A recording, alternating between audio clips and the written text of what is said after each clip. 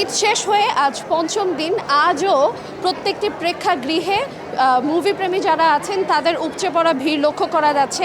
যেমনটা আমরা প্রথম দিন থেকে যদি আজকের দিন পর্যন্ত আপনাদেরকে বলি, প্রথম দিন থেকে আজ পর্যন্ত 4 রকমের মুভি চলছে বিভিন্ন সিনেমা হলে।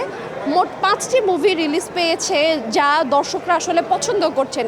আছে বনলতা এক্সপ্রেস, দম, রাক্ষস, প্রেসার কুকার এবং প্রিন্স। এক একজনের অভিমত এক এক রকম এই সিনেমাগুলো নিয়ে।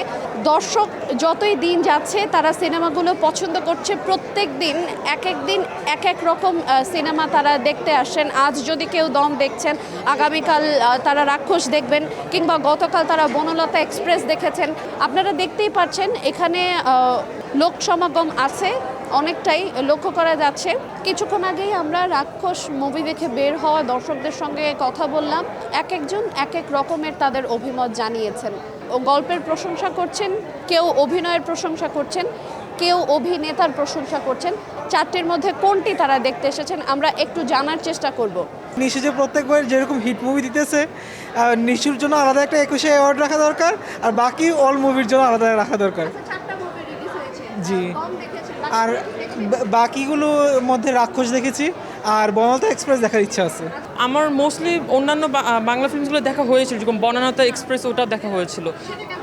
সেটা অনেক ভালো হয়েছে, সেটা ফ্যামিলি ফ্রেন্ডলি, তো ওটা অনেক মজার ছিল। অ্যাকচুয়ালি প্ল্যান ছিল যে সাকিব খানের মুভিটা দেখার, বাট লাস্ট টাইম যেরকম এক্সপেকটেশন ছিল ওটা প্রপারলি মিট করেছিল আর কি আমাদের এক্সপেকটেশনটা।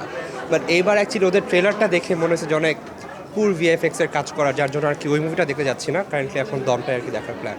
ঈদের দিন থেকে শুরু করে আজকে ঈদের পঞ্চম দিন চলছে, এবং এই পঞ্চম দিনের মধ্যে যারা মুভি প্রেমীরা আছেন তারা আসছেন, তারা মুভি দেখছেন। এক একদিন এক এক মুভি তারা দেখছেন এবং একটির সঙ্গে আরেকটির তুলনা তারা করছেন না। গল্প, অভিনয় এবং অভিনেতা, পছন্দের তারকাদের উপরেই নির্ভর করে তারা মুভি দেখছেন। তো আজ ছিল আমার কাছে এখান থেকে সর্বশেষ। আমরা বাকি যেই দিনগুলো আছে আমরা জানাবার চেষ্টা করব যে দর্শকরা আসলে কী ধরনের সিনেমাগুলো পছন্দ করছেন, কোনগুলো তাদের পছন্দের তালিকা রয়েছে শেষ পর্যন্ত।